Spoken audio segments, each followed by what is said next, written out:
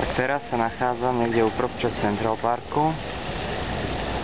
Park samotný je naozaj obrovský, ale ani nie tak široký ako dlhý. Celková šírka, neviem, to odhadnúť v metroch môže mať možno 300 metrov. Takže je vidieť, teraz zrovna nie, ale pri vstupe do parku je vidieť vlastne celú šírku. A dĺžka môže byť asi, typujem odhadom, 7-krát väčšia ako šírka.